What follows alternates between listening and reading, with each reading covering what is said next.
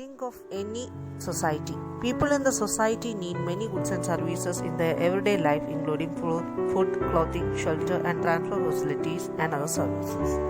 An individual need money, investment, or age of economics. The economics is the study of the use of scarce resources that have alternative uses.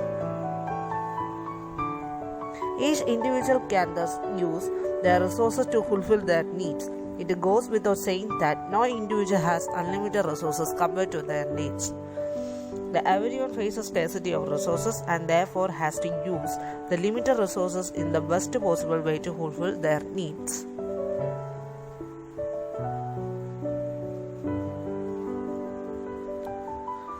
The two types of economics, positive and normative. The positive means what is, normative means what ought to be.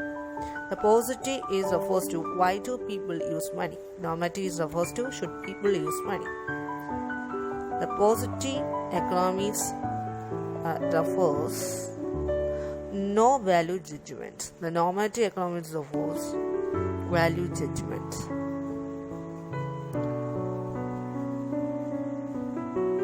Branches of economics. There are two branches of economics, microeconomics and macroeconomics. Then microeconomics refers to studies individual agents and markets. Macroeconomics refers to studies and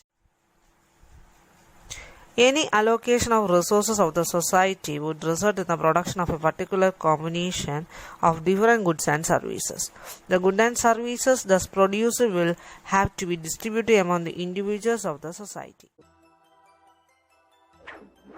Economy refers to the system of production, distribution, and consumption of economic goods and services by different agents in a country or region. Countries and governments distribute resources and exchange goods and services through economic systems in order to control the various factors of production. There are three main types of economic systems: market economy, centrally planned economy, mixed economy.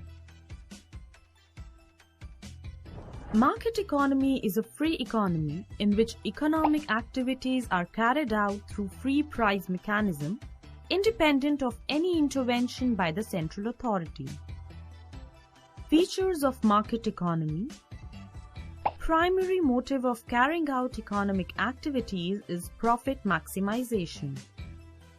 Factors of production are privately owned. Consumers are free to choose whatever they can afford. Prices of goods and services are determined by market forces of demand and supply with minimum intervention by the government. Perfect knowledge about market is available to both buyers and sellers. Centrally planned economy is an economy in which the economic activities are planned by the central government with an objective of maximizing social welfare. Features of centrally planned economy. Welfare of the society is the main objective of carrying out various economic activities. The government is the only owner of the resources. It is solely engaged in the production and distribution of goods and services. The government employs people and pays their salaries. The prices of goods and services are determined by the government. Mixed economy is a combination of market economy and centrally planned economy. In a mixed economy, the private individuals as well as the central authority determine the course of economic activities. Features of mixed economy. Public and private sectors coexist in a mixed economy.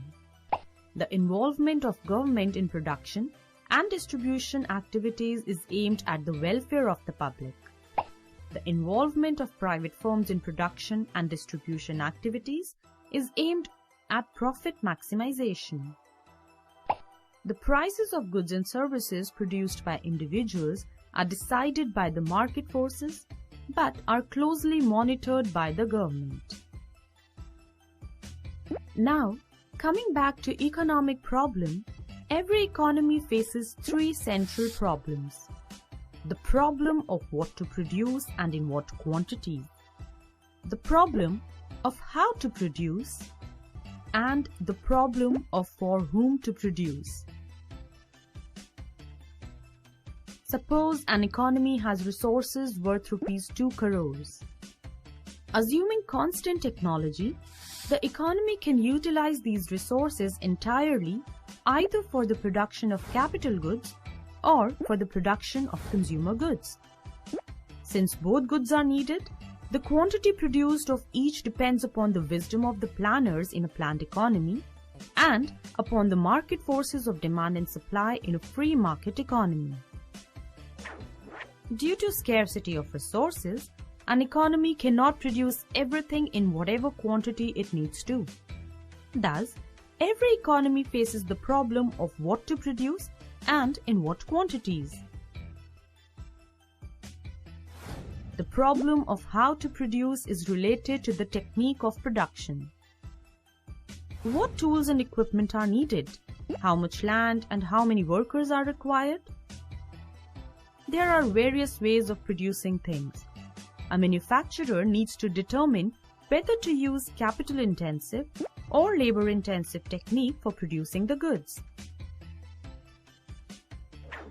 The problem of for whom to produce refers to how all the final goods and services are to be distributed among the individuals in the economy. Who gets more and who gets less? Whether or not to ensure a minimum amount of consumption for everyone in the economy? Since it is not feasible for an economy to satisfy everyone's want due to scarcity, it must decide on whose wants are to be satisfied. Now let's recap. There are three main economic systems that exist in the world. Market economy, where economic activities are carried out through free price mechanism. Centrally planned economy, where economic activities are planned by the central government. Mixed economy, where private and public sectors functions together. Every economy faces three central problems. What to produce and in what quantities is the problem related to the choice of what goods and services are to be produced by an economy and their quantity. How to produce is the problem of choice of technique of production. For whom to produce is the problem related to distribution of final goods and services among different individuals.